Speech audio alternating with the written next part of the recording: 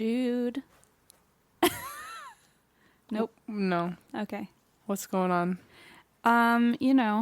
We're both sick. We're both sick. I did it. It's my fault. Em did it. Boo. It was the airplane. Em is patient zero.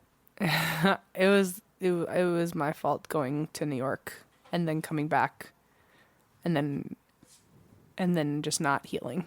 Yeah. Oh, well, it was bound to happen. We spent too much time together to not get each other's illnesses. Also, I want to give a quick shout out that last Thursday, the Thursday before this came out, I was on a show with two friends of mine, Steven and Chris, on their podcast, Is This Adulting?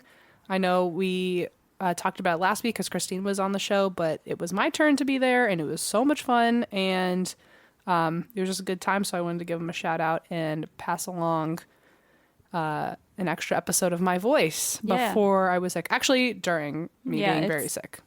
Sorry. You can listen to Sick Em all you want. Woohoo! But it's a really fun show, and we both had a lot of fun on it. So thanks, Steven and Chris, for letting us be a part of your show. It's called Is This Adulting?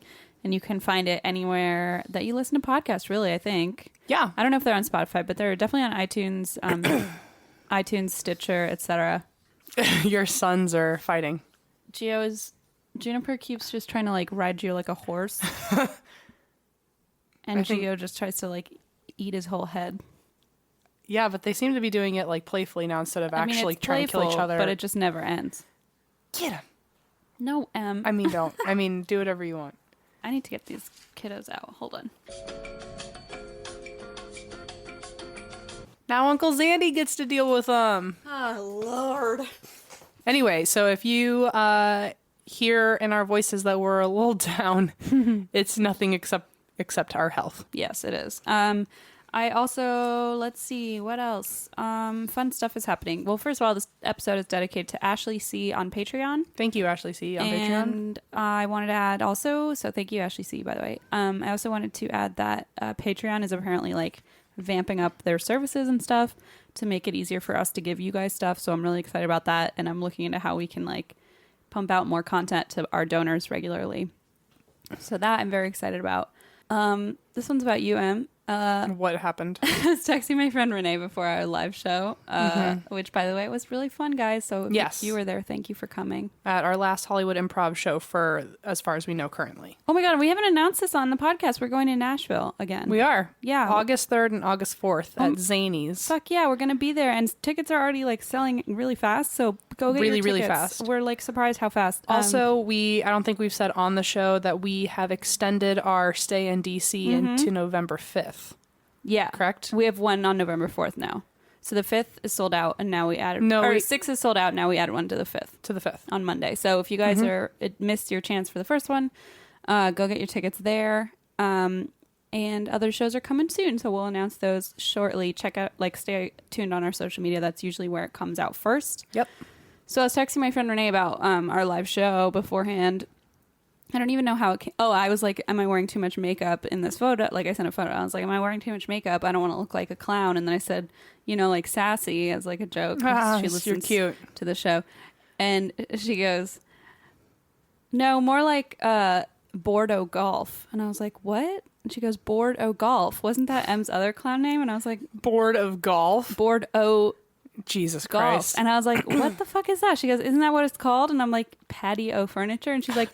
Oh, same thing. I'm like, not really. So I'm going to call you Bordeaux Golf now. Oh, thank you. That sounds much worse. Bordeaux Golf. Her head was in the right place, but it was also in the completely wrong spot. I loved it. I loved it. Because I didn't get patio furniture, but I get Bordeaux Golf. Really? Yeah. All right. Well, congratulations. Thank you. Oh, this is funny. Is it? Yeah. I was, I don't know. Is it as funny as you using your flapping your arms joke twice on live shows now? Nothing is as funny as that. And stop spoiling my joke for other live shows. Guys, the most obvious stand-up joke has been Christine's opener twice now in 4 shows. Yeah, and Em doesn't Your arms must be tired. Yeah, they are. I'm going to use it again and again.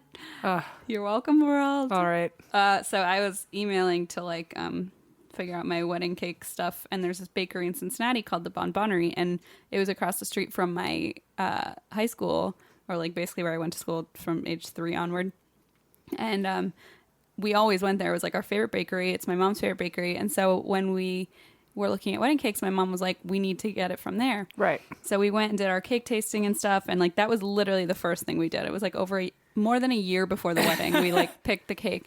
And I was emailing with Bonbonnerie to like finalize details. And she like wrote back, her name's Ashley. And she like wrote back, she's like, so one of the like women at the shop at the bakery was talking about like how there's a Christine who's getting married in Cincinnati, and she has this podcast that she listens to, and like it turns out it was me. And she's like, so apparently the Bonbonnerie is like a huge fan of your podcast. And I was like, this is the most trippy thing, because that's so meta. We would go like at lunch or during our like free bells, we would like cross the street and like hang out there and like eat their lemon squares or whatever. My bakery in my town is called Paul's Bakery, and I don't think any of them listen to the show. You never know, though. I was like so surprised. Anyway, so shout out to you guys. Thank you for listening. That makes me so happy. It's like a childhood like. It's very full circle. Anyway, yeah. So I just wanted to shout out to them. I only know Ashley's name, but okay. Hi, Ashley. And everybody else is great too. Apparently, one of my neighbor across the street. She texted me, my neighbor back in Virginia across the street. She texted me saying, so I'm at my work training right now, and one of the people training me went to CNU, which is where I went to school. And so my neighbor said, oh, I know someone who went to CNU, and then said my name. And apparently like this girl like collapsed and cried. I was like, what the hell? Oh, it's my favorite. It's so weird. It's so trippy. You never know who's going to notice you. It's bizarre, and it makes me happy because I've reconnected with so many people. Anyway, that's my spiel. Do you have anything? Why do you drink this week? I drink because I'm sick. Yeah, me too. Which I have fervently denied like ingest to my coworkers. Like I have been like, I'm not sick, but like everyone knows I'm sick. Yeah, we can hear it. Yeah. I feel much. Today's like the beginning of the up and up. But yeah, I was like, on day 3 you should be great, and I'm like, well, that's literally the day after the wedding that I need to be present at. But well, in a good way, I drink because Christine's not going to be here, which means I have Snuggle Fest with Gio. True. So I'm very stoked. In a good way, I drink because I get to like go literally as far away from Los Angeles for 2 days as possible, just to hang out with people I haven't seen in a long time and like forget that LA is a thing, because sometimes I get a little overwhelmed by it. Well, this is my one weekend in between 2 weddings to like recoup and like not move. And since I just turned 26, I'm figuring out all of my health insurance stuff. And so the one weekend I had free, I am now doing a bunch of doctor's appointments. So fun. Snuggle Fest and doctor's appointments. Yeah. Good. And then I have my mom's wedding next week. So perfect. Linda's wedding is coming up. That'll be bananas. Do they have a hashtag, just out of curiosity? Because I know they were trying to do like a theme. And if anyone wants to try to create one last minute. Oh, man. Wait, hold on. This is going to be fun, you guys. All right, get ready. Tom Sherman. And my mom's name is Linda. So go wild. Oh, I got it. What is it? For Sherman. Jesus. That's good, right? That's a good start. No. No, it was. I mean, that was a good start. Okay. But I bet the ending's better. Okay. You know what I'm saying? You put a lot of faith in the ending. I don't think that I'm I mean, going. We've got a lot of people who are probably really good at wedding other hashtags. people's ending. Yes, not mine, though. I think the buck stops at For Sherman with me. Oh, for sure, Ben. Yep. See? Told you it works. Like, in love for Sherman. It's a thing. It's a match for sure, men. Yeah. Or like in love for Sherman. You could do a lot of fun things with that. Is she changing her name? Yeah. Oh, even better. I think so. I assume so. She's got her ex-husband's last name currently. Oh, so what about probably? What about no pressure, man? Jesus Christ.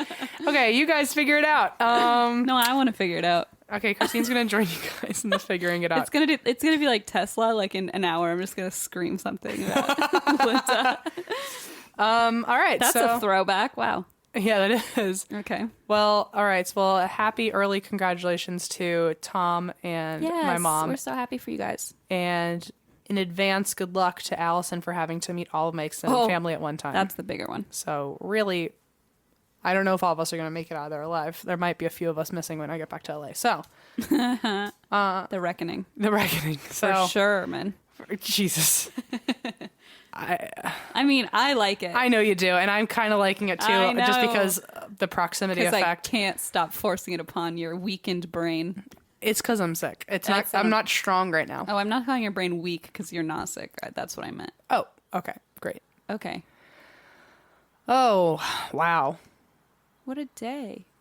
What a day. We've done nothing except be sick. What a day. But it feels like an era, I'll tell you. Throats to just fucking hurt. Also, Eva got the hell out of Dodge. She is not here today because she probably does not want to get sick. Smart girl. So hi, Eva. I hope you're enjoying being healthy. Must be nice. Must be nice. Oh, and poor Allison is also sick, so you're not the only one. Oh, that makes me feel better. Whoops. So that means during Snugglefest, I also have to take care of my girlfriend. Man. So, what a rough life I have. You're fucking patient zero, so don't complain. I'm not complaining. Anyway, that's that on that. I'm excited for this episode, so. Are you? Yeah, I am. Okay. I'm ready. Well, I have a short story. I mean, it's probably actually the same length as all other. I tried to keep it short though because I knew that neither of us were feeling well, so I didn't want to drag it on. Oh. So I was trying to do it out of a kind heart. Okay, mine's really long, so. Oh fuck. I'm not really very nice. All right. Well, actually, then I guess it works out because we're balanced. Then. Great. I mean, usually it's the other way around, so why not? Yeah. I'm the one who has to talk extra, so it's. Oh, are you saying I'm a little mouthy sometimes? Like all the times. Yeah, that's probably true. I agree with you. Okay, great. So when it comes to buying wine, most of my choices are made out of habit. I don't remember how I found my favorites. I just know that when I'm at checkout, those are the brands that I reach for, and those are the brands that I end up taking home week after week. But now there's First Leaf. First Leaf is a new online wine club that's putting a stop to boring wine buying by helping you discover your new favorite wines, and every shipment is curated to your tastes based on your ratings of the wines. So I started by answering 3 quick questions about my wine drinking preferences, and then First Leaf created an introductory 3-pack of wine for me based on my flavor profile. The best part is I got all 3 for just $5 each, and these wines go for like $20 a piece. And when they arrive to your door, you just taste them and rate them online. And First Leaf takes the ratings and selects new wines based on your tastes for your next shipment. Their experts are constantly exploring new wines for me to taste and rate, and it's amazing how accurate they are at selecting wines that I love. I actually have not had a bottle of wine from First Leaf that I did not like, so that's a ringing endorsement if I ever heard one. And shipments only get better when you rate more wines each time. So with First Leaf, you never have to worry about spending money on a bad bottle of wine. They guarantee you'll love the wine you buy, or they'll give you your money back. So try First Leaf Wine Club today, where buying great wine is simple. Sign up with our personal link and you'll get an exclusive intro offer. It's 3 bottles of wine for only $15 plus free shipping. And that's not all. If you rate these 3 wines, you'll get an extra $10 off your next box. Just go to tryfirstleaf.com/drink. That's tryfirstleaf.com/drink. Are you ready to try the most comfortable flats you've ever worn that you can wear all day, every day? Because seriously, you're never going to want to take them off. Too late, because I already wear them all day, every day. And in fact, I did wear them today. And they're called Rothy's, and they're my favorite shoes. Rothy's is the everyday flat for life on the go. It's stylish, classic, comfortable, and comes in 3 fashionable styles: the flat, the point, and the loafer. The color pattern and selection is amazing, and they're always updating their lineup. They launch new colors every few weeks and sell out constantly. And as I've mentioned, I wear the neon camo, which I get compliments on them every time I wear them. They're super cute. They go with jeans or any outfit, and I love them. It will blow your mind that they're made from recycled plastic water bottles because they're also the softest shoe you'll ever put on your feet. So you can also feel good about wearing them. They're good for the environment. And better yet, they're machine washable because we don't want feet sweat. No, we do not, because that's awful. Gross. I love my Rothy's. We know you'll love yours. And right now, Rothy's has an amazing deal for our listeners. Use code DRINK to get free shipping, no minimum. That's free shipping and free returns or exchanges on your Rothy's shoe. And trust me, you're not going to want to return them anyway. So just go to rothys.com. That's ROTHYS.com and enter DRINK to get your first pair of shoes and free shipping. No brainer. Shoes that are comfortable, stylish, and sustainable, and free shipping. Go get yourself a pair today at rothys.com, promo code DRINK. Get this deal while it lasts. All right. What about like K Linda? Like you can do a Spanish thing. Oh, we're still on that. Yeah. K. Linda. Like how pretty. Oh. K. Linda. No? Sure. Min? I'm gonna get it right. Just shut up. Okay. No, it's funny. You're doing a good job. Thanks. You are. Thanks. You are. Okay, here's the story, because Oh. I know everyone's on the edge of their seats to hear my sick voice Yum. tell a tale. It is the story of the St. Louis Cathedral Basilica in New Orleans. Oh, I thought it was in St. Louis. So did I, and then all of a sudden it was like, in New Orleans, and I was like, well, that's not right. Cheating. Well, it's in New Orleans, and it's of St. Nice. Louis. It is one of the oldest and most haunted landmark buildings in New Orleans. I think it's also one of the oldest buildings in the country. Really? It is the seat of the Roman Catholic Archdiocese of New Orleans, and it is equipped with several beautiful architectural structures, such as the 2 side steeples, a central bell tower, a pipe organ from 1829 that has been rebuilt due to water damage from Hurricane Katrina. Oh, wow. And is still in there, and a massive cathedral garden.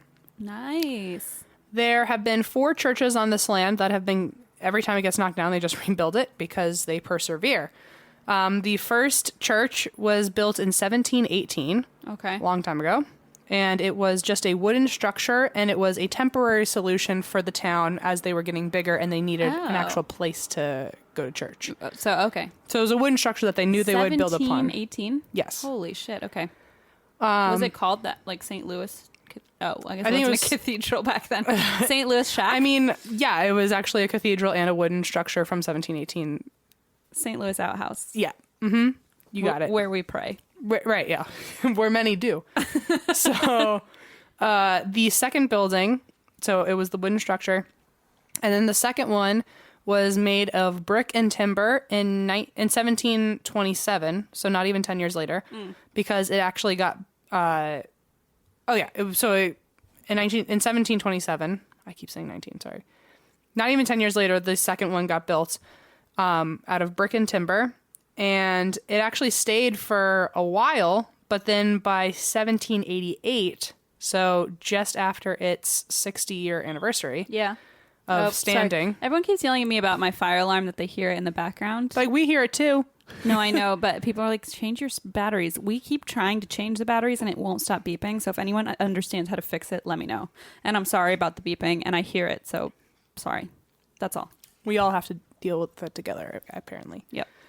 So the second one, 1727 to 1788, when the Great New Orleans Fire happens, which has its own long story that I researched, but just to keep things concise, basically, there was a home altar where everyone was praying, and a candle ignited the lace draperies, and it ended up catching from wooden house to wooden house to wooden house. Oh God, and what a mess! Throughout the town, like the whole French Quarter basically got destroyed. So it ended up getting rebuilt for a second time, and the third structure was built in 1794, and the Spanish built it and made it a cathedral. Mm-hmm. And it was declared a cathedral in the year before, in 1793, by the Pope. So, like, heavy-duty cathedral. And legit. The steeples in this one are from the original building that they were able to recover. And the central bell tower was commissioned in 1819. Okay. The bell and the original clock came all the way from Paris. Fun fact. I feel like fun facts should start being part of our drinking game. I say that literally every time we do a live show. Yeah, and you I'll still change it. haven't I'll added change it. I'll change it. August 3rd, Nashville, Zanies. Look out for it. Fun fact. So the fourth building, in 1849, they needed to expand it because the town was getting bigger and they needed a bigger cathedral. Right. So it got renovated during 1850, but the central tower collapsed due to structural problems, and the whole cathedral had to be redone. Oh, no. It has now lasted over 150 years, and the cathedral was actually upgraded to a basilica in 1964 by John Paul II. Oh, all right. So it's now a cathedral basilica. It, got promoted.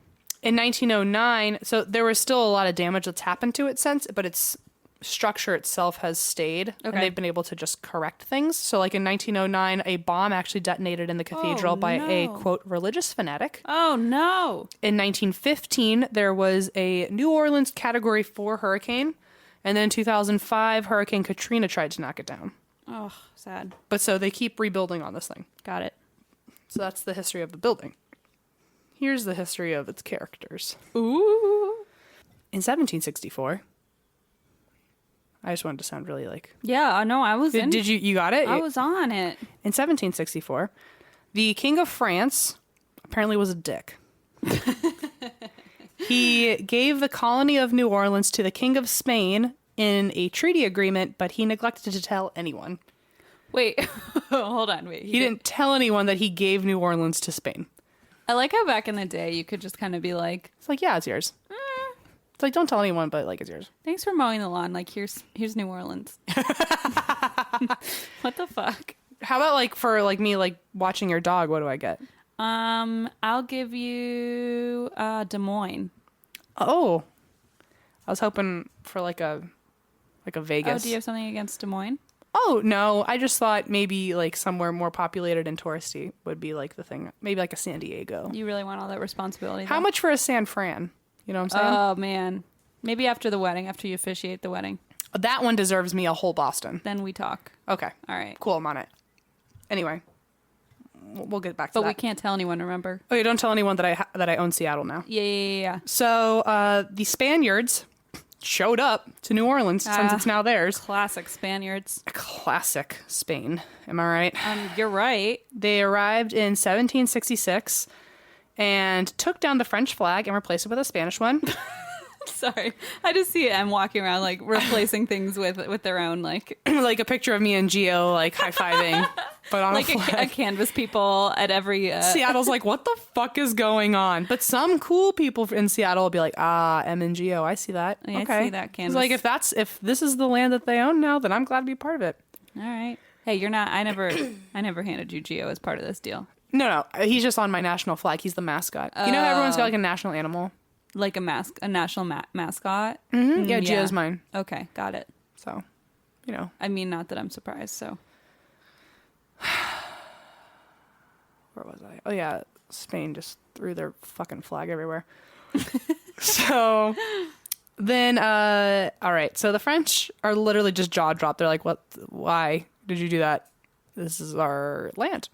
And they're like, no. You're wrong. So, again, this is me as a history teacher. It's like, no. it's also you going to Seattle. Yeah, No. Christine said I could. It's like, Seattle. It's now my town. Call Christine. She'll tell you. So thinking they were being invaded, the French people formed an army, and they were led by 6 prominent Creole men. Okay. And the Spanish fled to Cuba, and they came back in 1769 with a fleet of 24 ships, and they retook New Orleans because they were like, all right, if we're going to fight, let me get 24 fleets real quick. Let me run back, Hold and on I'll a come back second. to New Spain. And so the new governor at the time, who was in like helping take over New Orleans with the Spanish, his name was Governor Don Alejandro O'Reilly. Oh, what a mix So that is. Ireland also took Spain, or somehow I don't know what's going on. Ireland's sneaky. They're just like, you guys fight it out. They're like, oh, we're so hungry. Spain? I'm just gonna sneak in. Yep. So They're so hungry. What? I thought of the potato famine. Oh, okay. Do you know what I just found out? By the way, speaking of the potato famine, I thought you would say about the potato famine. I was like, I you're a little late. I found, I thought about the potato famine as I said it. So like in my head, it came out right. Anyway, What did you just find out? I just found out that my family on my dad's side, we came here because of the potato famine. No way. I did not know that. Wow. So so they were hungry and they came. Okay. Yeah, It all makes sense now. You're gonna go to Seattle and be like, they're gonna be like, why are you here? I was hungry. They'll get it. They'll know what I'm talking about.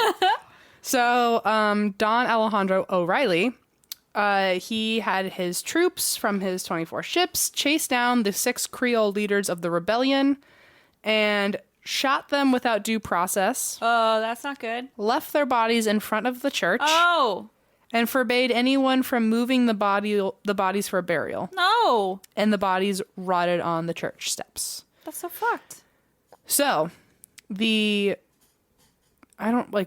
Dagobert, Father Dagobert, he was in charge of the church, and he visited O'Reilly and said, please let us give them proper burials. And he ended up getting threatened that if he came back, they would either kill him or, they basically said threatened him, and then I got a list of several different ways he was threatened. But essentially, he would die. A list of several ways. Okay. He got threatened in pretty much whatever way you want to imagine. He got threatened. Fucked up. So, he's a badass, though, because he waited for a really rainy night, and then he gathered all 6 of the men's families, dragged their bodies away, and buried the remains and gave them proper funerals. And because he was covered by the mask of rain, nobody saw, and so he did not get hurt. Oh, somebody make a movie about that. All right. Trademark, we got it.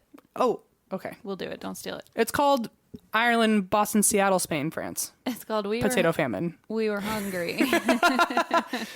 So in 1769, ended up getting replaced, Père Dagobert. Mm-hmm. He got replaced by a Spanish monk, Père Antoine, but nothing, like, he didn't die because he went against the rules or anything. Just, like, he never got caught because he was in the rain, did it in a storm, so no one ever found out about that. But he died? He died of, like, natural causes. Oh, okay. But I just wanted to clarify that. He is also, fun fact, buried under the main altar of the church. Père Dagobert? Mm-hmm. Whatever? Yep. Oh. So Père Antoine, he replaced him, but he was also Spanish, so a lot of people immediately hated him because he came over with the Spaniards taking over the land without anyone knowing what was going on. Before I move on, though, fun fact, the graves of the 6 men were never actually marked because Père Dagobert didn't want anyone to find out what he did, so they never got marked, and buildings have since been built on top of that old cemetery where he brought them. Oh. And it's like the expansion of the church has. Oh. So they're buried under nearby the church, too. Okay. And their bones have been dug up inadvertently during construction projects. Oh. So it's confirmed that their bodies are there. Oh. And I'm going to tell the history of the person and then tell their ghosts. Okay, great. So no one gets confused. Okay. So Père Dagobert and the 6 men have all shown up in the St. Louis Cathedral Basilica. Mm-hmm. As ghosts, you mean? As ghosts. Okay. So apparently Père Dagobert still sings when the church is empty. Oh. And when it's closed for the night staff will hear him roaming around and singing. And he will raise you up on... No, I just imagine he's singing Catholic church. He's singing Kyrie. What's that? A church song. Oh. He could also be singing, like, Good Morning, Starshine, or the Thanksgiving song. Can you imagine that's you as a ghost? I was going to say, I don't think that's him. I think that's... Pass! Imagine the most annoying ghost, and that's going to be me or Christine. No, that's both of us combined. Imagine if we both haunt a place together, but we do the one word thing. But see, that's exponentially more annoying, yes. But also, wow, would that be the most important piece of evidence that they've ever gotten of ghosts? It will be, and also, can you imagine, like, the, what am I call them? The sound things to get ghosts to talk. What are they called? I gave you one. Spirit box? Yeah, spirit box. And it just goes like, pass the cranberry sausage. But also they're doing this with a spirit box 400 years from now, and the Thanksgiving song is just totally diminished from history. So the Thanksgiving song is the national anthem of, of the whole world. But imagine if that song is totally irrelevant and they don't know about it, and all of a sudden the spirit box is just shouting those lyrics, and they're like, "What the fuck is this talking about?" Kill the turkey. Thank you for loving me. Oh God, that's actually highly creepy. What's I don't remember. I don't know. That doesn't matter. Anyway, so he's singing. He sings church hymns. And as he's singing, he travels down the aisles towards the doors. Oh, for God's sakes. And witnesses have seen a bright light moving from window to window when they're standing outside. Aww. So there have been night guards that have said, we hear singing at the same time that people walking by have seen lights walking around upstairs. Ooh, spooky. The singing also continues down the alley outside of the church toward the area where St. Peter's Cemetery is located, which is where those 6 men are buried. Okay. When it rains, apparently he is seen praying after worship, and he walks down the aisles of the cathedral with his head down, and it looks like he's reading, probably the Bible, I would guess. Or a hymnal. Ooh. And the entities of the 6 men are apparently always nearby him, because since he defended them in his lifetime, they now look out for him, even though, like, what's going to happen? He's a ghost. Goosebumps. Oh, we had different opinions. It was nice. It is nice, but it's like, what are you going to protect him from? Well, I don't know. Like, evil forces? In a church? Well, yeah, they fucking put dead bodies in there. That's true, but I imagine there's no evil forces in a church, because can't, like, Lucifer not get into a church or something? I don't think that's real. I don't know. I just watched The Omen one time, and he was afraid of the church, so I just assumed. Technically, a church is anywhere that you pray, so I don't think that's necessarily true. So if I'm Can you tell how not religious I am? What if I'm like, this is a church? Actually, that might work. Satan can't come in now. Oh, well, we are really asking for it, though. We do have Robert the Doll, so I think He's like, oh, this is a church, and Robert the Doll is here. We screwed up a lot in many, many ways. So, yeah, so people have seen him, and whenever you see him, there are always 6 shadow men nearby, and they never actually present themselves directly to you, but you can always see shadows walking around the area. Okay, I don't actually like that very much anymore.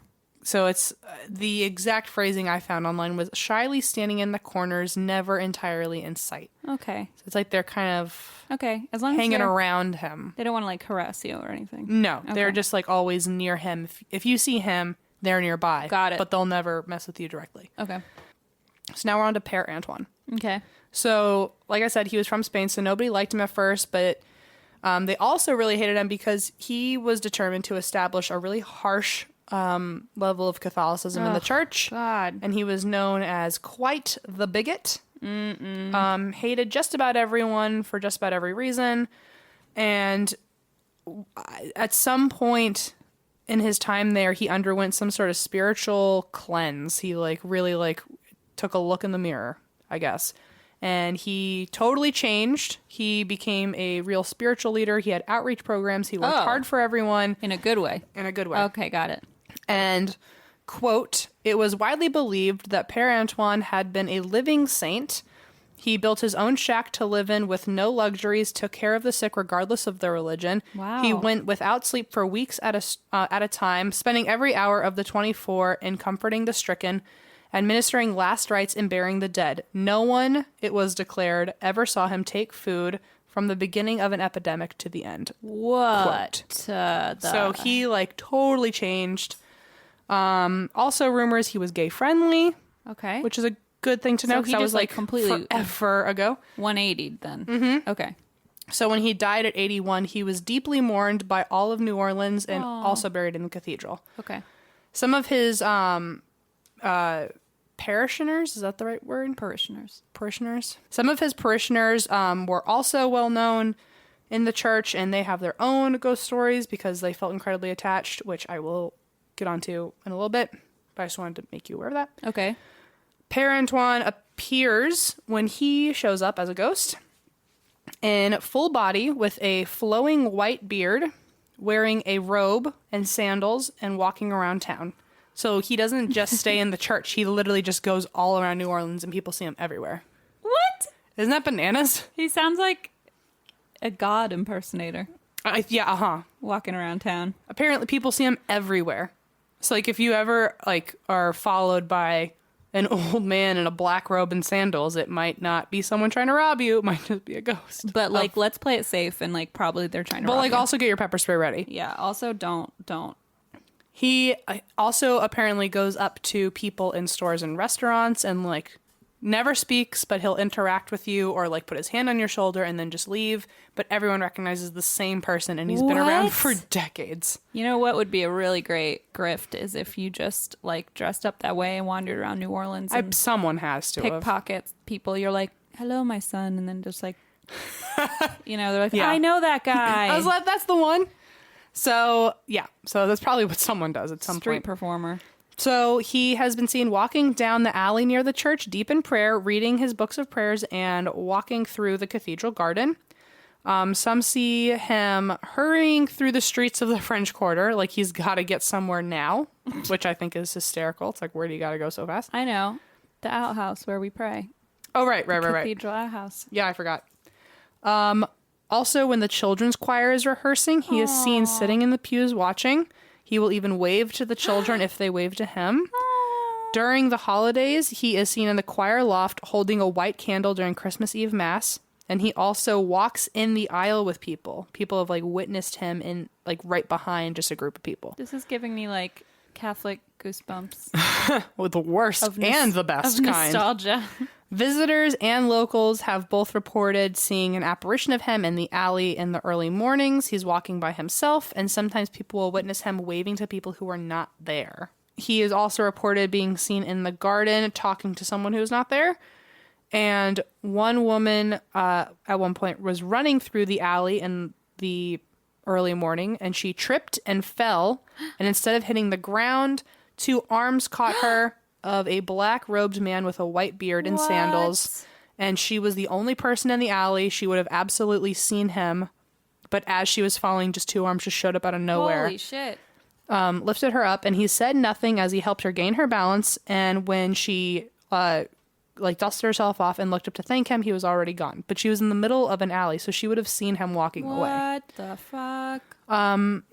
The woman also said that for the rest of the day, she felt overwhelming peace. And anytime she tried to shake it off, she felt she felt someone hug her, basically.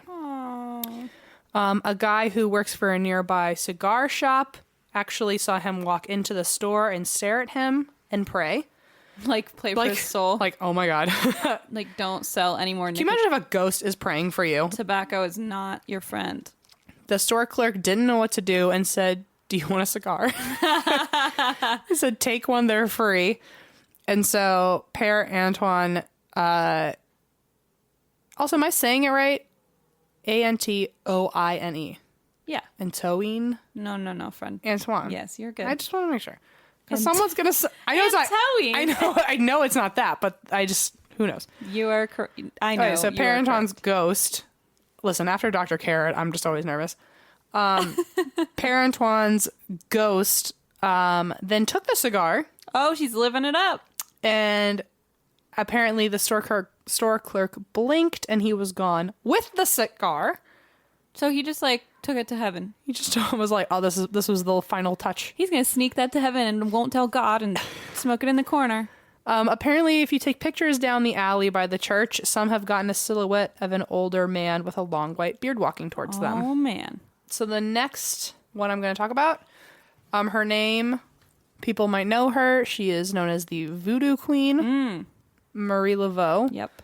She was actually a parishioner that followed Père Antoine. Although she's known for following voodoo, she also very heavily followed Catholicism, which sounds like it might not make sense, but apparently there's some overlap in the religions. At least in her mind, there was. Because Catholicism is like super superstitious and God, what's the word? Yeah. Anyway, I can see how they overlap. Well, so she followed Catholicism and voodoo, and she was very respected around town for giving advice, for matchmaking, for nursing patients.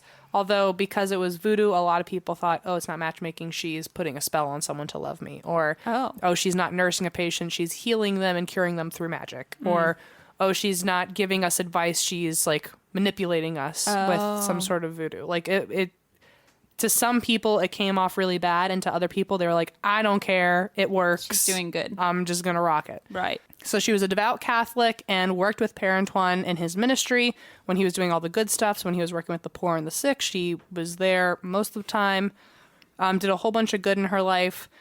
But because she played with voodoo, You know what I mean? That's how they saw it. That's how it's written in my notes. But because she was also a participant in Voodoo, she was denied a marked tomb when she died. Oh, that's awful. So... What is wrong with people? I don't know. You can be great, but still not good enough. I don't know. So people still see her, also full-bodied apparition. She walks around the St. Louis Cemetery No. 1, which is the cemetery she's buried in. It's common knowledge that that's where she is, even though her tomb was unmarked. But it's just known that that's where her body probably went. She is seen praying on her knees early every morning and late every night. Oh, wow. In the sightings that people have reported, she's always dressed in white. Her head is always wrapped. And she is praying at the cathedral's high altar, and she can be seen in the first row to the left of the altar. She has been seen making the sign of the cross, rising to her feet, and fading away. Wow. One woman who has witnessed this decided to then approach her as she was fading away. By the time she got to her seat, she was already gone, but she looked at the seat where Marie Laveau was sitting, and in that pew, she felt a chill as if a ghost had been there. She felt like she was still being stared at, and she found a rosary in the pew that looked like it came from another century. She said it was absolutely not modern and clearly worn, and she grabbed it, and apparently it felt like it had been taken from a freezer. Whoa. Many have also found the same rosary. Oh my God. With the same descriptions, always feeling like it came out of a freezer, in all different areas of the church, including on the stairs, in bathrooms, in storage closets, under items where it did not just accidentally get thrown, and hanging from the vents. Holy shit. Wait, so do they take them and people, I don't know. She grabbed it, and then I think she just tried to either return it or tried to hold it, and I'm sure it just got lost all over again, or I don't know. Wow. So it just keeps, that's crazy. Also, the bell tower of the Cathedral Basilica, it was designed by a man named Ben Latrobe, and he is most noted for also doing work on the White House and the Capitol. Oh. So when the tower was being built, the city council hired a New Orleans clockmaker named Jean de la Chaux to find a clock. So he found it in Paris, and he brought it back to the building. But before the tower ever got completed, he died, and he was also buried on the property. Right after his death, he is still seen all around the church, dressed in early 1800s attire. Particularly, he is often standing in the lawn looking at the clock, and then if you look at him for too long, he will turn to look at you. Ah! That is spooky. When Ben Latrobe died, the designer of the bell tower, when he died, the spirits got even more active, so a lot have reported that even on still days where there is no wind, the bell will ring on its own. Anytime there are workers up there, they are only allowed to work in partners. Oh, no. Because objects will be guaranteed to leave and disappear at all times and be found in random places around the church on the other side of the property. Hanging on the vents. Yeah. Paint buckets move around. Ladders get moved around when no one's looking. The workers will lose their tools. That's really dangerous. I'd be pissed if I just wanted to get in and out. Can you imagine if you know you're working in a place that's haunted and you're scared of ghosts and you're like, I want in and out, in and out, in and out. And then you can't even do it. So there is a ghostly figure of him that has been seen. Apparently he shows up at random hours, but he is always there whenever the clock is chiming. Oh, wow. He is standing in the cathedral with a pocket watch in his hand, as if he is checking to make sure that the clock is still keeping time with his watch. Wow, that's interesting. As the chimes fade away, the ghost of him also vanishes into thin air.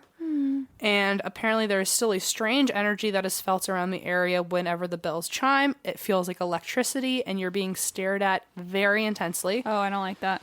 People feel the presence of someone glaring at you. It is so strongly felt that people are afraid to be up there for more than an hour at a time. And sometimes if you decide to stay up there anyway, when you feel like you're being glared at, you will then see him next to you. Oh, no. It's like he's just really protective of the thing he was trying to design. He's probably like, why the hell are you here? Get away. And he can't tell you to leave, so he's like... staring at you. He's trying his best. So There have also been sounds of someone working that are heard, and it sounds like old construction from when the tower was originally built. Ooh. And many have heard the bell ringing crazy, as if it's like getting like rung nonstop. But then they'll go look at the clock and it isn't moving at all. Sometimes the clock itself will move wildly but make no noise. Ooh. Here's a fun one for you. Do you know who another parishioner of the church was? Who? New Orleans. Oh, shoot. You're going to put this. Oh, the awful. I don't want to talk about her. What's her name? Madame LaLaurie. No, I don't like her. Oh my God, no, why? What a bad, bad lady. You told me Satan can't come into churches. Exactly. Okay, so you were right. I was wrong. Apparently, the devil can walk right into church. Okay.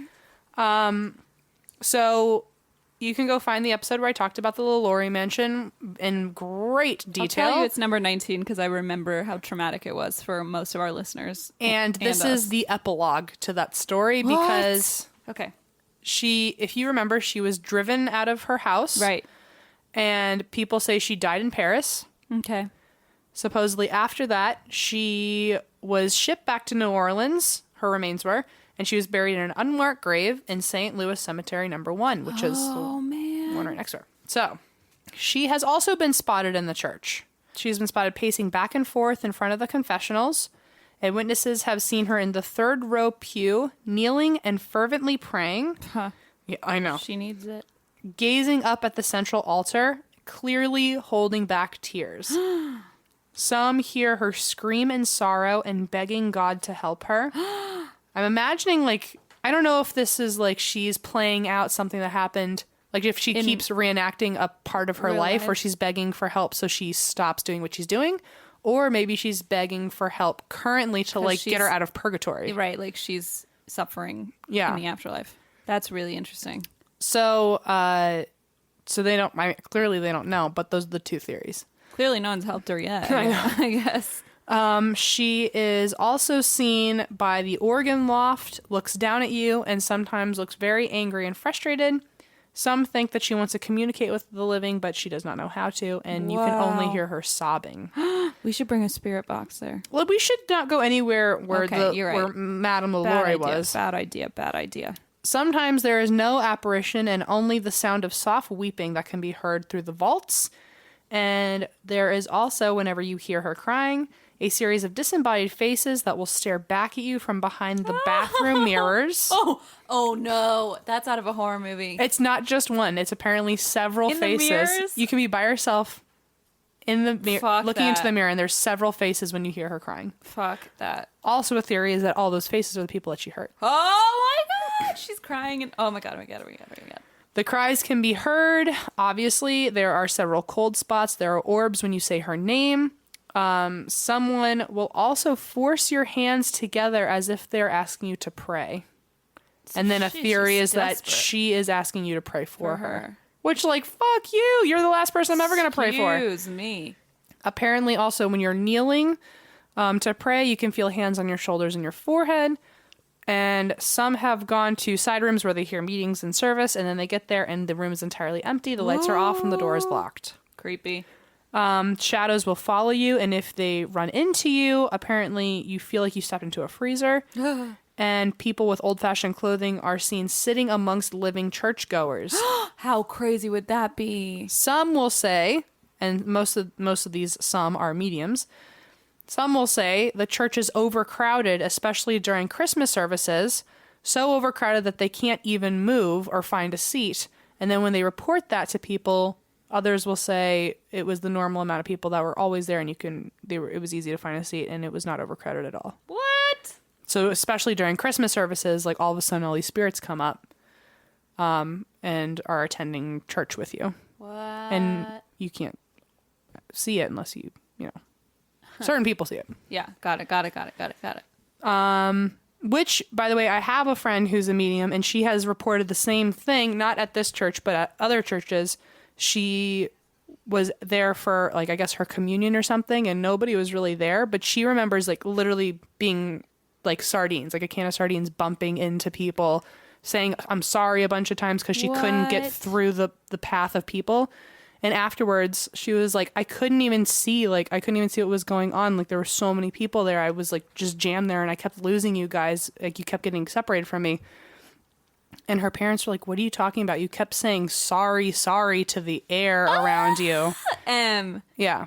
What? So according to my friend, who does not know I'm reporting on this, that is and wild. to this story, who doesn't know about my friend, that's 2 different accounts where this has happened in a church. That is wild. And she's also said the same thing about how during Christmas the church really overpacks itself. So yeah. I mean, but that's it makes sense. Standard Catholic procedure. You only show up on Christmas and Easter. So anyway, that is the St. Louis Cathedral Basilica. Oh my God. I can't believe how many fucking people are intertwined with that. I know. Ugh, Madame LaLaurie can... Well, she apparently used to be like a regular churchgoer in between all of her like brain stirring. All right. You know?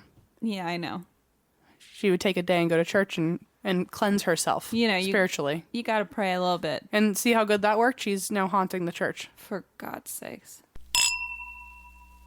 Hey guys, Beachbody On Demand is an easy-to-use streaming service that gives you instant access to a wide variety of super effective workouts you can do from the comfort of your own living room 24/7. This is the company behind P90X, Insanity 21-Day Fix, T25, Brazil Butt Lift, PiYo, Hip Hop Abs, 3-Week Yoga Retreat, and more. You can get motivated by celebrity super trainers that you already know, like Shaun T, Shailene Johnson, Tony Horton, and Autumn Calabrese. They have hundreds of effective workouts that match all fitness levels, so they range from bodybuilding to weight training to cardio hit to yoga, and they even have dance workouts, which is super fun. And the workouts are as short as 10 minutes that don't require extra equipment. So in the time it takes you to drive and park at the gym, you could already be finished with your workout. I mean, that's the dream. You can access them anywhere and anytime. You can view them on your computer, your web-enabled TV, tablet, smartphone, Roku, Apple TV, Chromecast, you name it.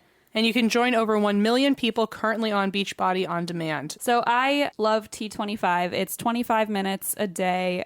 Shaun T is a badass, and although he scares me, he really gets me motivated. So I love T25. That's when I do. As I mentioned, Blaze had great success with Insanity, and you guys, we want to challenge you guys to, work out with us, get in shape with us. You can do yoga. You don't have to do the intense workouts. Right now, our listeners can get a special free trial membership when you text DRINK to 303030. That's DRINK to 303030. And you're going to get full access to this entire platform for free. All the workouts, the nutrition information, and the support totally free. Again, just text DRINK to 303030. So, as we've mentioned numerous times, wedding season is upon us, and it is upon us hardcore. Yeah, it's quite heavy upon us. You guys, you're going to be doing it big, going all out. You're going to go to your buddies' weddings, and when you bring a date, you want to look fresh, but you also want it to be convenient, especially with so many weddings happening. That's where thebblacktux.com comes in. So, The Black Tux has awesome suits and tuxedos in all kinds of styles, and you rent them, guess what? Online. And it's super convenient. I have used Black Tux. I actually just used it at a wedding this weekend. You look so handsome. I looked to the nines, I think. It was my first real tux, my first real suit, and I had to have Allison teach me how to tie a tie, but that being said, I think I look pretty sharp regardless. You really did. The Black Tux offers all kinds of suits and tuxedo styles that would normally be wildly expensive to buy, and you might only wear it once. So why did I spend all that money? Yeah, it just worked out. Like the emerald shawl tuxedo, which, oh my gosh, that sounds... It's bananas. It sounds bananas. It's funky, it's cool, but how many times are you going to wear an emerald green tuxedo? And with the Black Tux, you can do you and blow it out for your big one-time event and wear that emerald shawl tuxedo. That's the one I wore at the wedding, actually. Oh, man. No, I'm kidding. That's the one you're wearing as my officiant. Yeah, and the one I'm wearing at my mom's wedding, too. Cute. So, sorry, Mom. Great. So, try out a new look if you want. Do something different and take your style to the next level. With the Black Tux free home try-on, you can see the fit and feel the quality of your suit months before your event. After ordering, your suit will arrive 14 days before your event, which gives you plenty of time. And if anything is less than perfect, the Black Tux will send you a replacement right away. And remember how simple returns are. You wear it, you turn heads, and then you send it back 3 days after your event. Shipping is always free both ways. Stand out at your event for the right reasons with the Black Tux. To get $20 off your purchase, visit thebblacktux.com/drink. That's thebblacktux.com/drink for $20 off your purchase. The Black Tux, premium rental suits and tuxedos delivered. Okay. How did you like that ad? I was going to ask them too. How did you like it? Yeah? Guys? Did you like it, Em? Just nod and smile. Or shake your head. Just go We'll on. know what you mean. No, just go use our promo codes at all of the above. And Look, if you want all these things, we are giving you great access to them. So have fun. So you're welcome. I'm going to talk about the Beast of Jersey this week. That sounds real juicy. Wait, is that the devil in Jersey? Is that the same thing? Jersey Devil? No. Okay. This is the Beast of Jersey, not New Jersey. Oh, okay. Jersey in Europa. Ooh. So like actual Jersey. Yes. Gotcha. Not the new one. Not Joyzy. No, not to be confused with Joyzy. So I got a lot of this from, so I used there were a lot of articles online that had like different elements of this story, but there was one blog that I found called True Crime Enthusiast that was really thorough, and she went through every piece, like a timeline of like every piece of what happened all the way from the beginning to the end. Oh, cool. So that was kind of like my main source. So thank you to True Crime Enthusiast blog. So I'm just going to start here at the beginning. So the island of Jersey is an island in the British Channel off the coast of Normandy. And it's a pretty small island. So the story began in 1957 when a 29-year-old nurse waiting for a bus was attacked by a man wearing a mask, then dragged into a field and raped. Oh, boy. So real strong start. She was left with serious injuries, but fortunately she survived. And then the following year, a 20-year-old woman walking home from a bus stop was attacked by a man who put a rope around her neck, dragged her into a field, and raped her. Jesus. Only a few months after that, in July of 1958, a 31-year-old woman, again walking home from the bus stop, was attacked the same way, rope around her neck, dragged into a field, and raped. There's something incredibly extra just hard to swallow with the rope around the neck. Because it's just like, in my mind, it sounds like he's doing this near public. Yeah. And no one's noticing this from the corner of their eye. Like, someone... Yeah, I mean... because I feel like a lot of times you picture, like, a knife to the back, like, leading someone away. But, like, the rope is just... It's such, like, a new factor that I'm not used to. I feel like someone had to have caught it at least once. Especially that it's a pattern. It's, like... It's really jarring. Yeah, it is. It's really upsetting. It gets worse. The following month, a young girl was attacked by this masked fella. I put masked blank. I don't know. Dick? What masked asshole. I guess you can fill it whenever you want. And then in October, a 28-year-old woman was attacked with the same MO. So this is just like back to back to back. All of a sudden it started. Detectives determined the attacks were being perpetrated by the same man, which is obviously like, there's a pattern of the rope and the bus stop and all that. And the victims agreed that he was about early to mid 40s, 5'6", had an Irish accent, and smelled musty. Ugh. Yeah, foul. The mystery attacker soon became known as the Beast of Jersey. And by the time 1960 rolled around, the attacker had started to get more confident. So, Jesus. Not good news. He sort of became like a local boogeyman, and what he would do is he would enter his victims' homes at night, and which we both just God, not into that. Just the worst. So he'd enter victims' homes at night and take children from their beds. What? On February 14th, 1960, a 12-year-old boy was asleep in his home when he was awoken by a man climbing through his bedroom window. The man tied a rope around his neck, led him outside, and assaulted him. Oh my gosh. And then brought him back home. Oh my God. The following month, a woman accepted a ride by a man who claimed to be a doctor on the way to pick up his wife. It was too dark for her to make out his facial features, but she felt something was off by his outfit was strange, and he smelled musty, and she felt a little weird. But before she could do anything or say anything, he drove his car into a field, punched her, threatened to kill her, tied her hands behind her head before dragging her out into the field and raping her. Oh my God. Then he put her back in the car and drove away, but she was able to jump from the moving car and started screaming for help, and two people who lived nearby heard her screams, came out, and the attacker drove away. So thankfully, they heard it and were able to rescue her, but the man drove away before he was caught. So in March 1960, so this is just within the next couple weeks, a 43-year-old woman was awoken by the phone ringing downstairs. She went downstairs to answer it, but when she picked up the receiver, all she heard was a click and a dial tone. She went back to bed. An hour later, she heard movement. Oh, yeah, I'm sorry. What time in the morning is this? It's the middle of the night. Or it's nighttime. I mean, okay, well...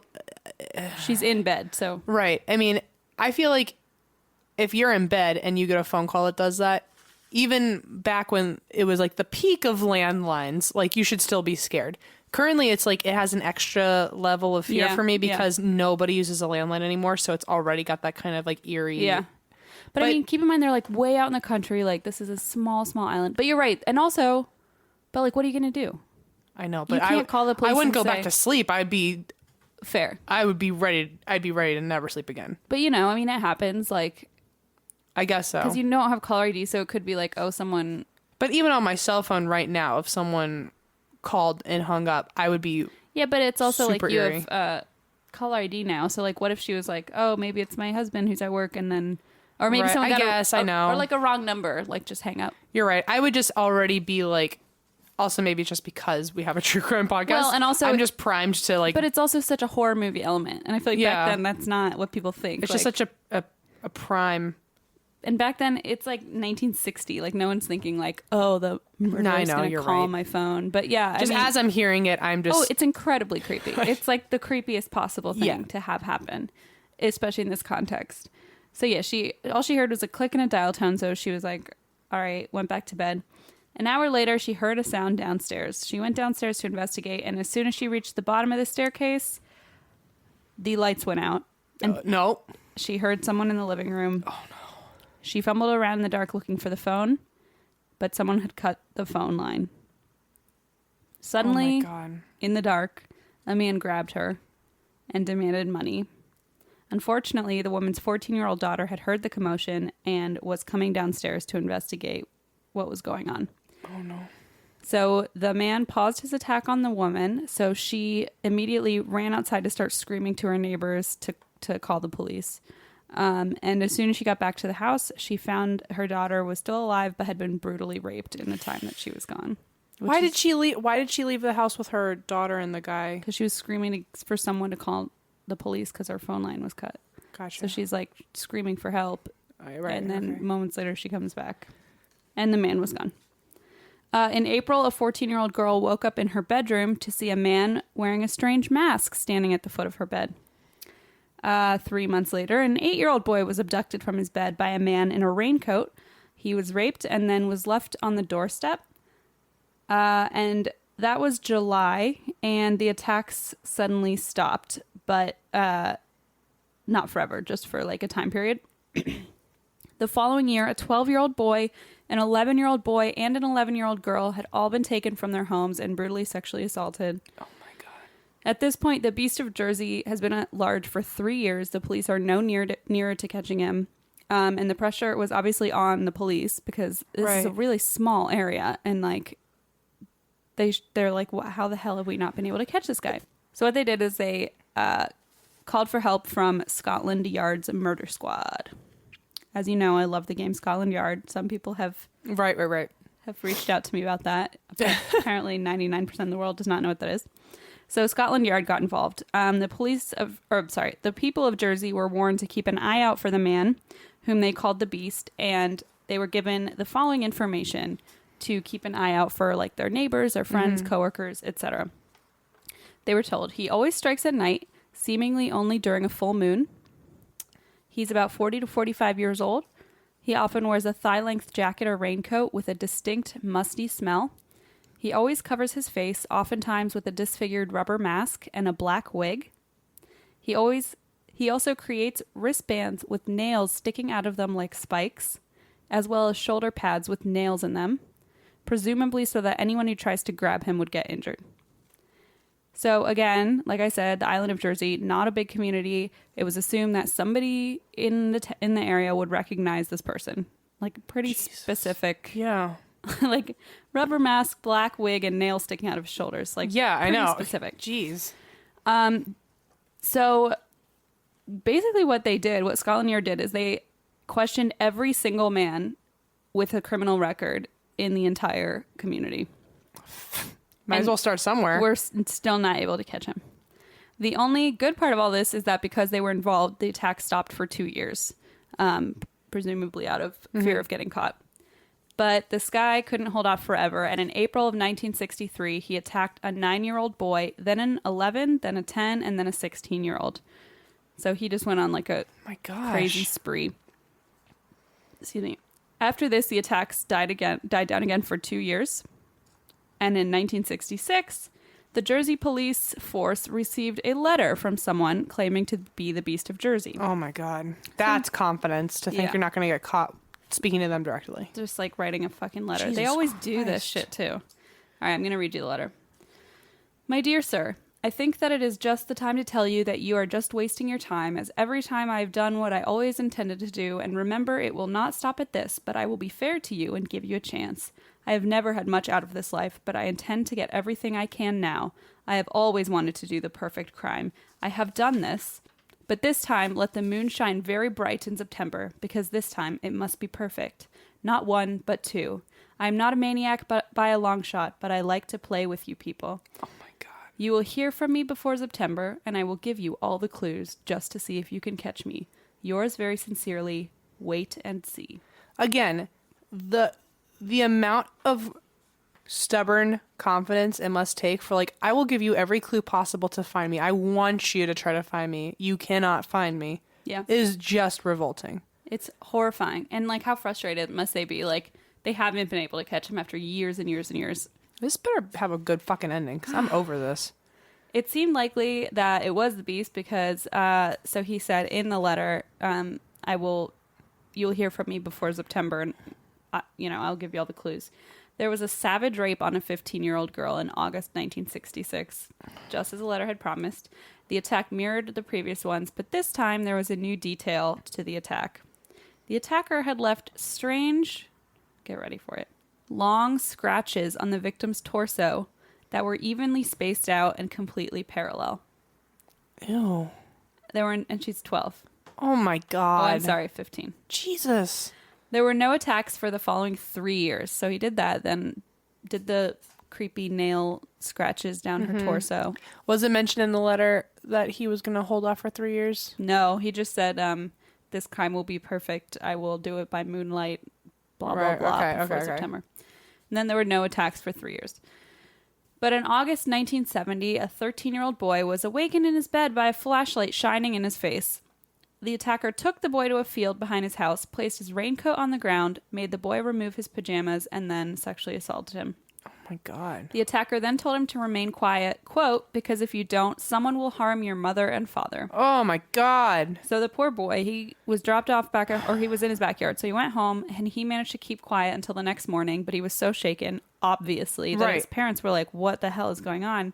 He finally broke down, told them about his attacker, and they called investigators. The boy said his attacker had black, spiky hair and a terrifying mask. When the boy was examined, investigators noted that he also had parallel scratches running down his torso. Oh my God. Oh, it just gives me the creeps. Oh my God. So again, police interviewed a majority of people on the island. They interviewed nearly 30,000 people, and they still couldn't catch him.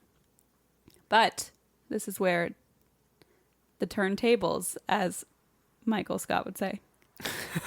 Oh, how the turntables. Okay. On July 10th, 1971, Jersey police officers John Riseborough and Tom McGinn were out on patrol when a car shot past them through a red light. So a high-speed chase ensues. Finally, the car crashes through a hedge and into a tomato field. The officers chase the man down. So the guy jumps out of the car. The car crashes. The guy jumps out of the car, is running through this tomato field. And the officers chase him down, and one of them finally managed to get him using a, quote, rugby tackle. Oh, well. I'm sure he was proud of that one. I mean, all rugby players should be proud that at least they have that in their back pocket. They can use a rugby tackle when necessary. So he was arrested and taken into custody, and when they got back to the station, police realized this wasn't an ordinary, car chase arrest. In the light, they saw that this man was wearing an old, musty raincoat with 1-inch nails protruding from both shoulders and the lapels of his coat. Ew. He was wearing cloth bands around his wrists with 1-inch nails sticking out of them. He had old pants tucked into his socks and slippers over them. and was wearing woolen gloves. So they emptied the pockets of his coat, and things got even weirder. They pulled out a flashlight with black tape covering the front so only a sliver of light could shine out of it. Ew. 2 lengths of rope, a woolen cap, several empty cigarette packets, rolls of tape, and a black wig with stiff, spiky hair. If they weren't suspicious enough already, then they were when they pulled out the final item, which was a gruesome homemade rubber mask. I'm going to show you a picture of this mask. Okay. Tell me when. Now? Oh. It looks like Leatherface from Texas Chainsaw Massacre. I think it looks. I'm pretty sure he inspired Leatherface, actually. I mean, I just like I want to say, can you imagine that assaulting you? But I don't want to say that. That's just the most nightmarish thing I could ever imagine. Yeah, it's literally worse than you could. It's the exact worst thing you could imagine. Talk about like boogeyman, like sleep paralysis shit. Like that is what you would see. Yeah, you would never sleep again. You'd never sleep again. No wonder. And of course they were children. This is the last one. I'll show you that later. So if you guys do want to see it, just be forewarned. It's really creepy, but you can Google Beast of Jersey mask. So finally, after 12 fucking years, they had captured the Beast of Jersey, and by chance too. Yeah. So wait, I'm confused. So I'm going to ask a question that I'm sure you're about to answer. But so was he just fed up with them not being able to solve his riddles, and he just like intentionally flew past the cops? They could finally catch him, and he decided to stay in all of his garb so that they could obviously catch him? Or no, like what? It was an accident. Why? And also, before you answer it, why? Like, I am imagining if I'm this guy, this fellow, and all of a sudden the cops are like right behind me. Why is he not like ripping all of the shady shit off of him and like hiding it somewhere in his car so that they don't like? Well, I mean, to be fair, like, I guess they're gonna find it no matter what. I know, but like, I'm about to tell you. Okay, I am. I promise. I promise. And if it doesn't explain it all, ask me. But that's how things go usually. So I mean, like, if this doesn't answer your question, tell me and we can parse it further. Mm-hmm. Okay, so finally, after 12 years, they were like, "This is the fucking guy we're looking for." So his name was Edward John Lewis Pannell. He was a native of Jersey who came from an affluent family, believe it or not. He was 46 years old, worked as a building contractor on the island, was married with a daughter and 2 stepchildren. Oh my God. I know. And was well liked among locals. The only time he had ever had any encounter with the law was when he served a month in jail during World War II for stealing food to distribute to starving families. Oh my God. His wife Joan ran a foster home for children and met him when he was working there as a handyman. And the children at the foster home knew him as Uncle Ted. Was Uncle Ted doing things to the foster kids? He often brought them candy and other gifts, and even dressed up as Santa Claus every year to distribute presents to the children at the home. I don't like this. And by Santa Claus, I mean Father Christmas. Oh, Jesus. When questioned about his strange outfit, Pannell had a perfectly logical explanation. Uh-huh. He said he was on his way to an orgy. Oh, well, who's to say he wasn't? And he was borrowing the car, because, by the way, this was a stolen car. Oh, of course. He was borrowing the car to get there to avoid anyone recognizing him on the way to the orgy. He said it was too embarrassing, so he stole a car. It was too embarrassing to go to an orgy in a giant, like, pig nail costume. Yeah. Got it. So he decided he would steal a car to go. I feel like that's the least embarrassing part of anything that's happening right now. 100%. He said the nails in the clothing were meant to be a defense against anyone who might use martial arts against him. That sounds like Dwight Schrute. Yes! That is... Okay, I think you just primed me because of the turntables thing. I think it was in my head because I was thinking Office. Every single time that's what I think. Like, just say the word martial arts and I either think Blaze or Dwight Schrute. But actually, that just blew my mind. But so, I mean, like... Okay, that's, I guess, one explanation you could have gone with.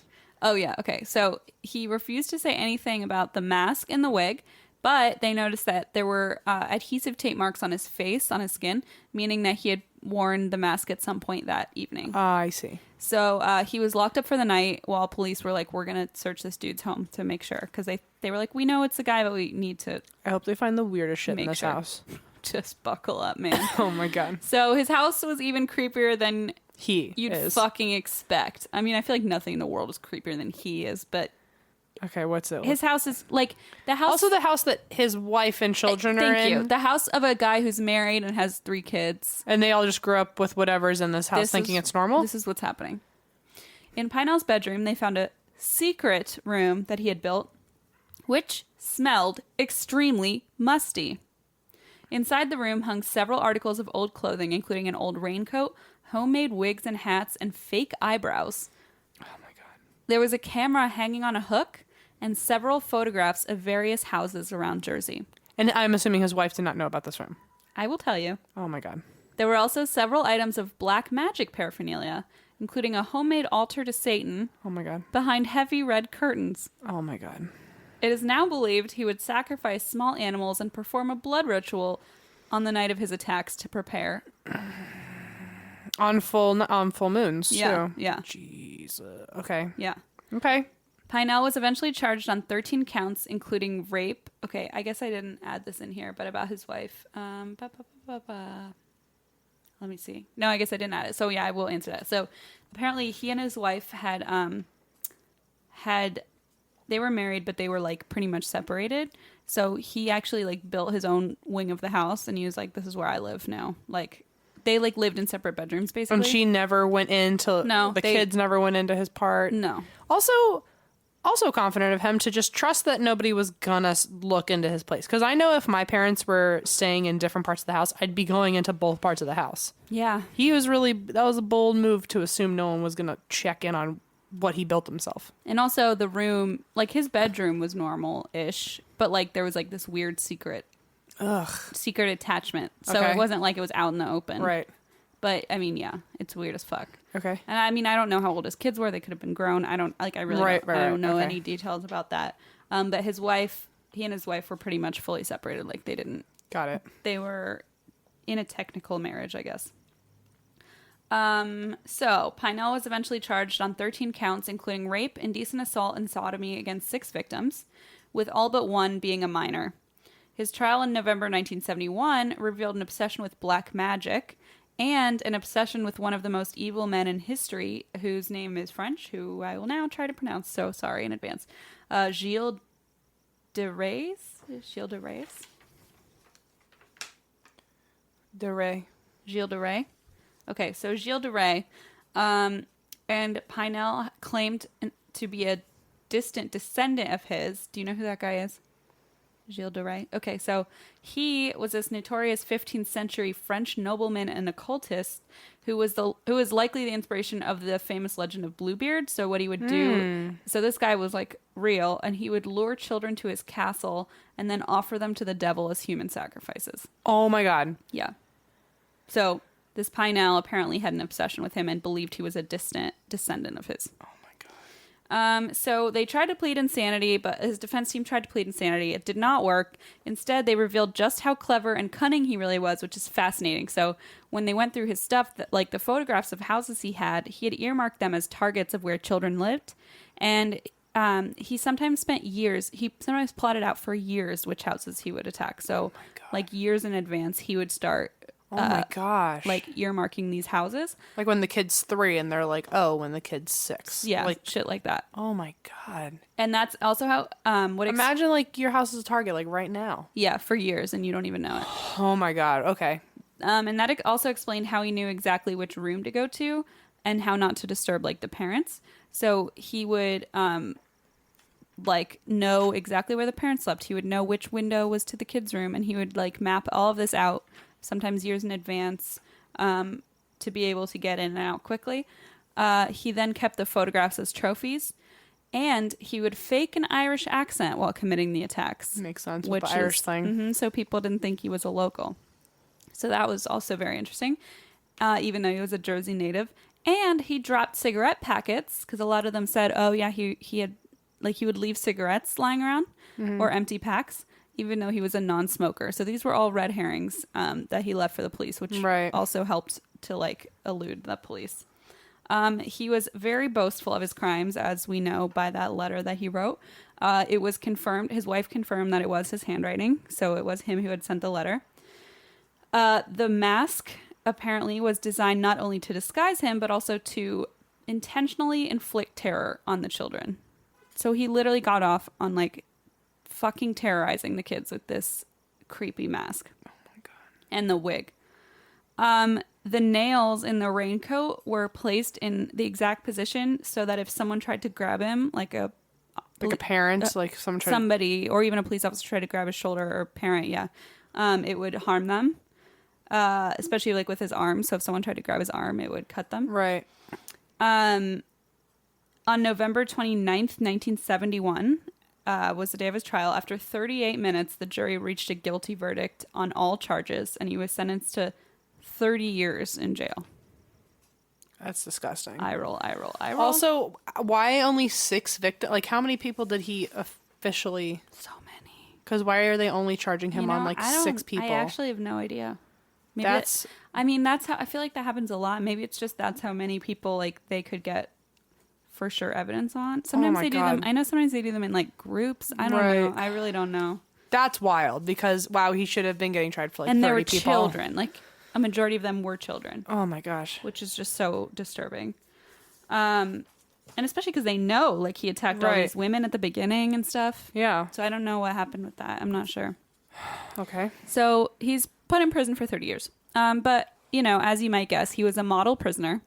Right. I wouldn't think anything less. Of course he was. I mean, he was literally going to jail to feed the poor or something at one point. And he was from a wealthy family. And everyone liked him. Yeah, sure. He was released in 1991 after only 20 years in jail. Motherfucker. Right.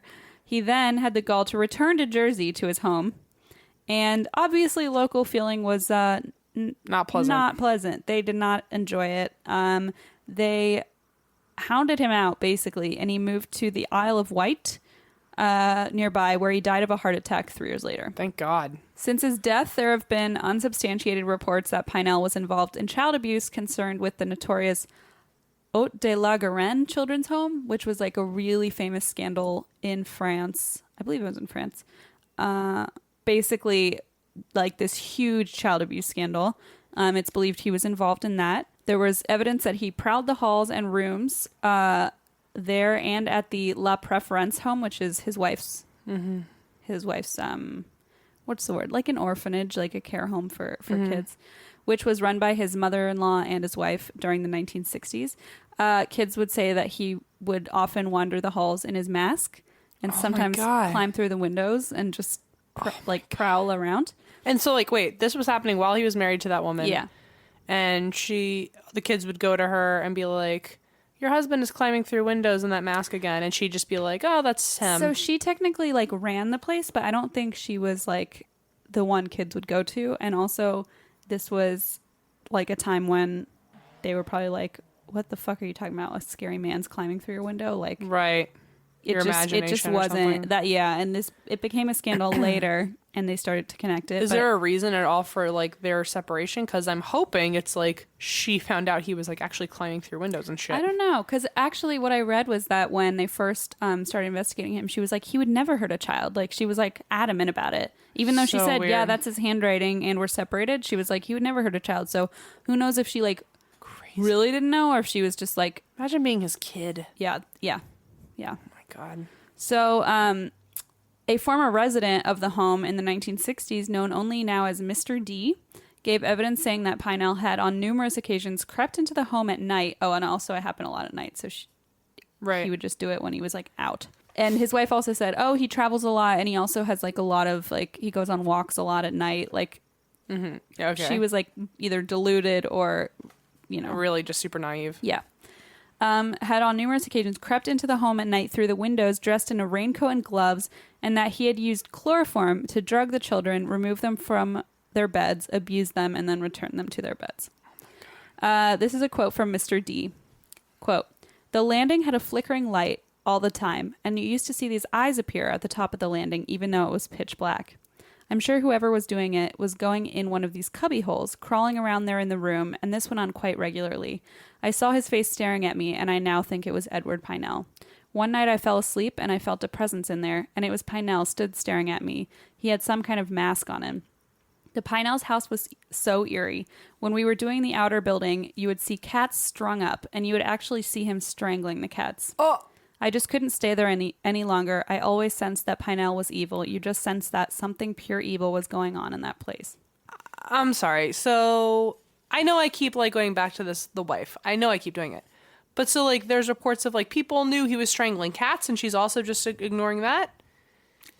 I mean, this is another kid, so who knows? This is a kid reporting this. Right. He was a resident there. Right, like, so it could have just been another story. This was him like decades later saying, I hear you. like, I keep putting them as adults at the same time that his wife was married. No. I know that's not true. Okay, sorry. Yeah, so I'm just looking for proof at some point that everyone knew he was crazy. I mean, who knows? Like, she could very well have known, and like, but right. you know, it's, I know. it's hard to say. More than 24 victims came forward about the sexual abuse they had endured at the hands of Edward Pannell while they were living in the children's homes. Oh, no. So that was like aside from all the attacks within Jersey itself. One of those victims was actually impregnated by him. Yeah. According to reports, the Beast of Jersey may also have been responsible for a number of missing children's cases that police still classify today as unsolved. In 2008, Pannell was linked to the discovery of a child's skull, which was found during the excavation of a former orphanage where, quote, Uncle Ted was known to hand out sweets and dress as Father Christmas. So I just watched this psychological thriller that's out in theaters now called Beast. Have you heard of it? My friend Joanna like watched it 3 times and made me go see it with her. It is so good. And it's like very loosely based on, I mean, it's like more about, it takes place in Jersey, and it's like a psychological thriller. It's not about like child abuse or anything, or by any means, but it's just a really fucking good movie. And that kind of brought me back to this story. And this story is, there's no like creepy mask or anything, but it's called Beast, and I highly recommend that. And also, speaking of movies, there's one coming out in 2019, apparently called The Beast of Jersey, which is actually about him. Oh boy. And I think that's also another horror movie. And so I'm going to show you a photo of him. There's him, and then there's him with his, or that's like a, whatchamacallit, mannequin, but that's the mask and wig he would wear and his clothes. That's disgusting. Isn't that horrifying? That's disgusting. Yeah. So that's nightmare fuel for sure. Yeah, and if you have kids, you probably just shouldn't even look at it. Maybe if not. you are a kid, really don't look at it. Please don't. We have some 15-year-olds writing us like, my mom gets mad I listen to this. I'm like, yeah, like this is one of the episodes where we agree with your mom. Just don't look at it. Don't Google it. They're all gonna Google it. I know, but it is nightmare fuel, and don't blame us if you fucking. It's horrible. I'm gonna have. I forgot. So I was like, I'm gonna print out my notes today because they're usually on my computer. And then I'm like printing out my notes, and I'm like, oh, I'll get them later. And then later I go and they're in like the little outbox bin at work, and I'm like, oh no, someone had to pull them. There's like full page photos of this guy, and of course it's like obviously Nickelodeon, a children's company, and they're like, why the fuck is this the picture? Fucking obviously they're like, oh, Christine did this. Like they fucking know. They know it was me. This is the worse than the time I printed out the Lola sex ad and someone found it and put it on my desk. Because they also do. Because they know. Anyway, so that's the story of the Beast of Jersey. That one got me. He's a creep and a half. That one got me. Yeah, I've been meaning to do that for a while, and then I saw that movie Beast, which is really good. Very like romantic. Like it's like a psychological romance thriller. Very good. Okay, anyway, that's all I got for the day. Let's do a geoscope or something. All right. I'll get you one real quick. Or you can get one if you want. Just something that is not what you just did, what you just talked about. Just the opposite of that, actually. Okay, we're going to give you your Scorpio scope after these ads. Or after this single ad. Christine, I'm tired. What else is new? And I've been looking for new sheets and blankets to like get myself nice and cozy next time I want to take a really good nap. And I have found Brooklinen. You are the king of naps, and thank God Brooklinen exists to facilitate. I mean, when you think about it, you spend a third of your life in your sheets, and they make a difference with how you sleep, at least for me. So if you want, you can join me on your nap adventures and start getting better sleep with the best sheets. I got my Brooklinen sheets. I got the white set, and I will not ever go back to anything else. I refuse. Like, I got rid of it. I threw everything else downstairs, and I was like, everybody else can use those. I'm going to use my Brooklyn sheets from now on. They truly are the best, most comfortable sheets with no big markup, and they upgrade your nightly routine and help you feel much more well-rested every day. They were founded in April 2014 by husband and wife team Vicky and Rich Fulop. Their philosophy was the most beautiful, comfortable home essentials at no crazy prices and no unnecessary markups and fees. Because believe it or not, most bedding is marked up as much as 300%, which kind of makes me mad. That's a lot. 1,000%. And actually 300%. Oh, right. Yeah. Uh-huh. Brooklinen is the fastest growing bedding brand in the world. Over 20,000 5-star reviews, which why don't we have that many? Interesting. Say, guys. Their sheets were named the winner of the Best of Online Bedding category by Good Housekeeping, so you know it means business. Ringing endorsement. They have versatile colors and patterns you can mix and match to complement any decor. And by the way, this is luxury bedding and it's underpriced, so you have to try these sheets today. My Brooklinen sheets are the best, most comfortable sheets I've ever slept on, and brooklinen.com has an exclusive offer just for our listeners. Get $20 off and free shipping when you use promo code DRINK at brooklinen.com. Brooklinen is so confident that they offer a risk-free 60-night satisfaction guarantee and a lifetime warranty on all of their sheets and comforters. The only way to get $20 off and free shipping is to use promo code DRINK at brooklinen.com. That's BROOKLINEN.com, promo code DRINK. Brooklinen. These are the best sheets ever. All right, Scorpio. All right, Geo. Baby G. Perhaps you have invited a lot of visitors over recently, Scorpio. Me and Allison. But today you don't feel like entertaining. Sorry, Em. I mean, it's fun. Nerve strain and other stressors might leave you more in the mood to be left alone. However, since your guests could be connected with your business... I mean, hello. Fresh. You won't want to cancel. So don't. The best thing to do is get a friend or family member to host alongside you. Well, that's your job, isn't it? Also, accomplish what you want as quickly as possible to move on. Oh Jesus, God. He really doesn't want us to be around. He's so mad at me. Maybe it's because we did that interview yesterday. Oh, yeah, maybe he's over it now. Even though, by the way, that's the most business thing he's ever needed us for, so. Yeah, we were interviewed for a magazine called Texas Dog Monthly for the fall edition, so keep your eyes peeled. We were interviewed about Geo. Hang on, I've got one too. Okay, Em's got one too. Here we go. This is the first. This is a juniper scope. Oh, so Pisces. Yep. Got it. It says, hey Pisces, your partners and family are decidedly unpredictable today. Uh-oh. Which might not be made any easier by the alignment of the planets. Whatever you decide to do, you could find that your plans get shifted and changed about, especially if you have decided that you want to do something together. Like snuggle. Like snuggle. Don't worry too much. It is the nature of the energy in the atmosphere. Be ready for anything, like extra snuggles.